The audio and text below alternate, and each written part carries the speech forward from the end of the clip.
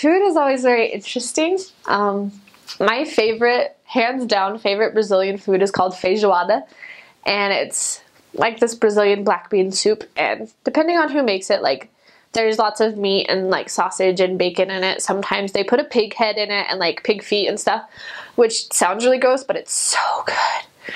And it's just, I always feel after I eat, I always feel like I do after Thanksgiving. You're just like so tired, you're just like, oh, I could sleep forever.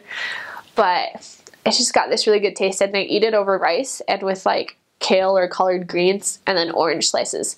But that was really only special occasions. And so like normally every day we would have rice and beans and chicken and some type of salad and maybe some pasta. So like they would have a green salad, usually with like tomatoes and onions and green peppers sliced over them, and just put a little bit of olive oil and salt. Or there was a potato and beet and carrot salad mixed with mayonnaise. Fruit salad was very common. They eat a lot of things with like condensed milk. So they would just like have fruit salad and just pour that all over it, or table cream. They would do that too.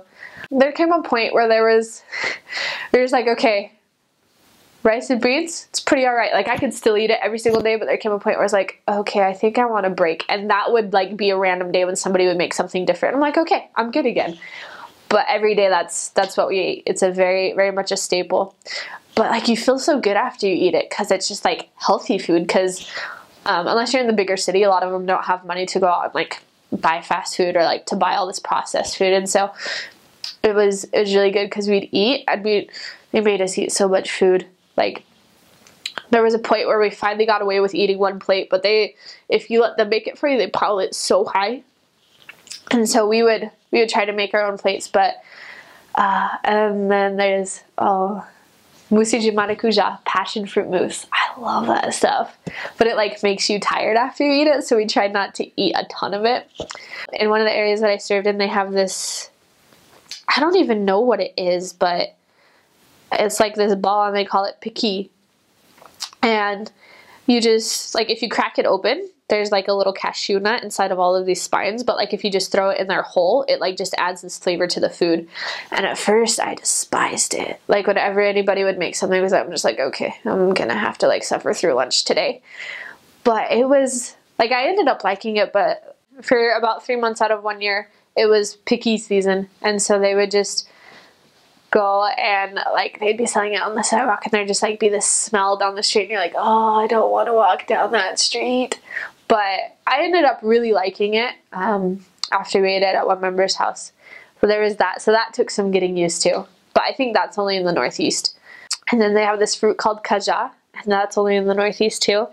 And I don't even know how to explain it. It's just like a little piece of heaven in your mouth. And like they normally just like take either frozen pulp or like the fruit itself, and they just throw it together and make juice.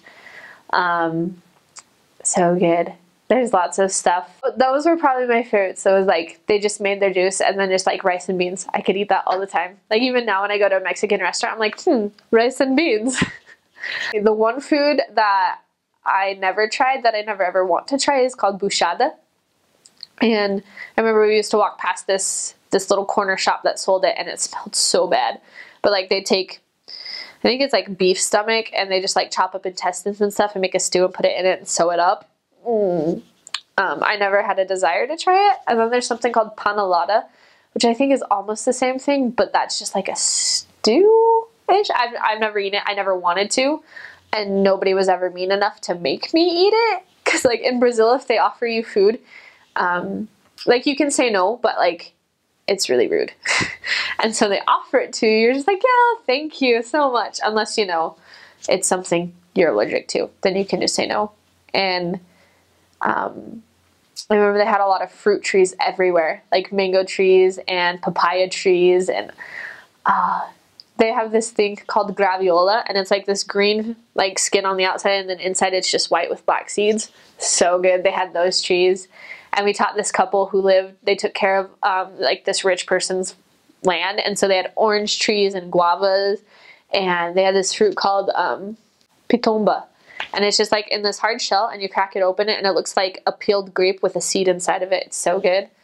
And so I just loved it because like, oh, they had this stuff too. I don't remember the name of it. Carambola? Maybe. But it like, I think it was star fruit. It's pretty much star fruit. And one of our families had a tree in their backyard, so they just let us go pick it. And then they had coconuts, fresh coconuts. Like they would pick them from the tree, and like sometimes one convert, he just like picked it off the tree and he peeled it for us right there and just gave it to us. But if you went down the street, like there'd be all these little stands, like, and you'd stick it in the freezer and they pull it out and pop a hole in the top and you just drink the milk out of it. Oh my gosh. So good. Best cure for an upset stomach. So good. So many things. Mango trees too. I remember we were walking back from an area from an investigator's house, and we saw these 2 mango trees just in the middle of nowhere, and like, hey, free mangoes. And so we go and pick them, and I didn't realize that I'm allergic to the sap that's on them. Like, I can eat them, it's totally fine, but like if I get the sap on me, and so normally if you leave the sap on you, it burns you a little bit.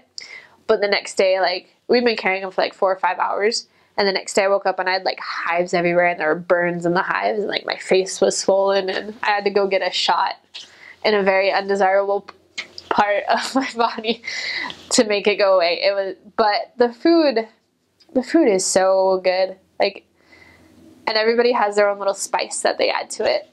I don't really know the difference between any foods from like, besides those from the north to the south, but I know that they call them different things, so I probably know what they are, but I just don't know what they're called in other parts of Brazil.